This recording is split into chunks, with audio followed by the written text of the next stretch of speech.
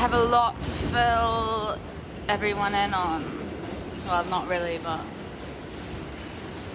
there's just nowhere quiet or private in New York to record.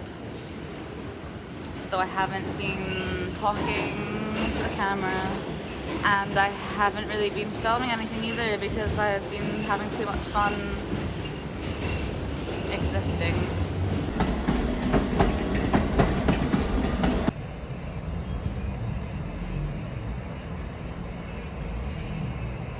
Yeah, I was staying with this couch surfing host. It was a kind of a fried situation. He had an apartment in Manhattan. One of the rooms he'd rent out to Airbnb people, and he'd also have couch surfers stay. And I was sleeping up this massive ladder in this little crawl space attic thing. It was such a fire hazard, and there was one day I swear I could smell gas coming out the cooker from below. And then he started asking me to like volunteer to check in the guests that were renting a room. Because for some reason he wanted to have nothing to do with them, and he would hide when they came. And he literally left me like checking in these people and explaining the stuff to them. And it was so bizarre because they were arriving and looking around the apartment, which was an absolute mess.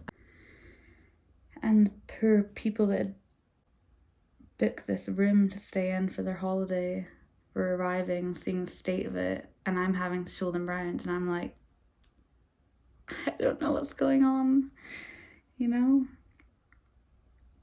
But anyway, I started sleeping so badly there because it was so hot up in the attic, and there was just like not really any privacy. I want to add that I sound really depressed. I don't know why. My throat sounds low. I'm not. It's just, it's hard to get the same level of dynamics in the voice when you're talking alone to a camera. I'm trying to do some throat chakra unblocking because I'm choked up, blocked up in my throat. God damn. New York is really cool.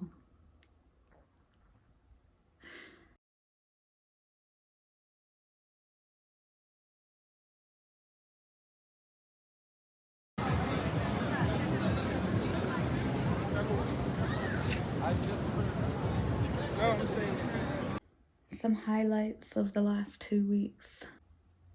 Jamming with these older buskers in Washington Square Park.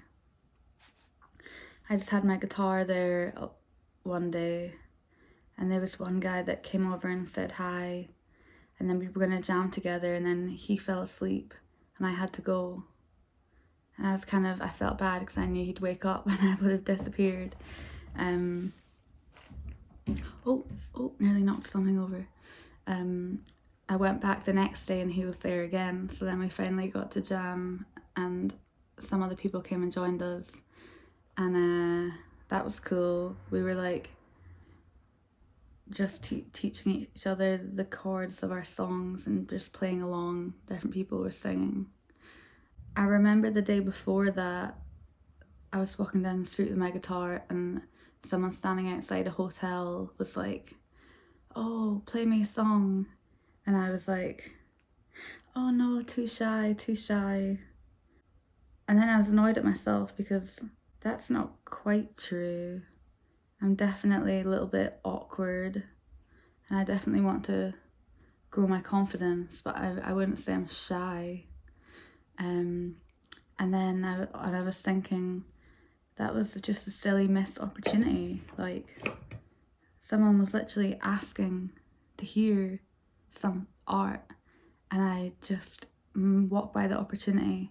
So then the next morning when I woke up, the first thing I thought was like, don't let that happen again. If someone wants to hear something, you have to do it. And then it did happen again that day. I was coming out of this painting art exhibition, and this guy was like, oh, play me something, play me something. And I was like, oh, okay, okay. And then all his friends gathered round, and then it was just like this big group of people waiting to hear something. And then I felt kind of like cringed because it was just, I don't know, it was just weird. And I started playing something and singing, and then I could tell everyone was just kind of like, okay, no, that's the wrong hand thing. I mean, they were like that. They were like, okay, that was good. Okay, we need to go now. Ah, dear. Well, just you wait. Another highlight, I was in that same park, Washington Square Park. I was painting there and playing guitar, and there was loads of people selling artwork and selling clothes and like tarot cards and some other substances. And then I just seen this rail of clothes, the most like insane, intricate, trippy designs on them. So I went to look, and oh, they were so cool. And then the artist appeared, and we were chatting, and he was so nice and so cool. And I watched his stall for him when he went to get water, and yeah, we just had loads of fun hanging out. And he gave me a pair of trousers. These really cool orangey trousers that he made. One of the first things he made, apparently. A few nights later, we met up again.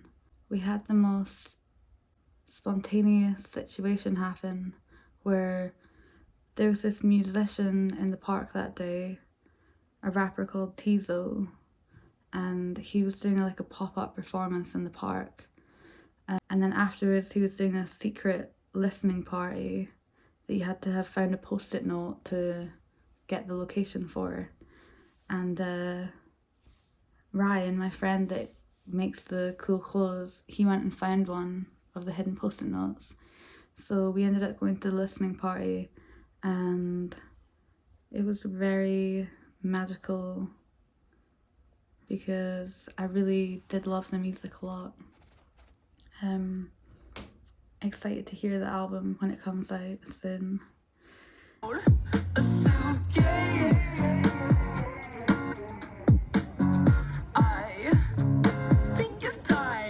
When we were walking back from that, we then bumped into some people putting up posters. It was for a night that was happening the night after that night. I was pretty tired, but I just had a feeling that I should go to it. I can't imagine having not gone now, because it was very beautiful chaos, I'd describe it as. Yeah, I very much admire all the artists that put it on. Yeah, it'd be cool if one day we could collaborate and do a party in Scotland. That'd be fun.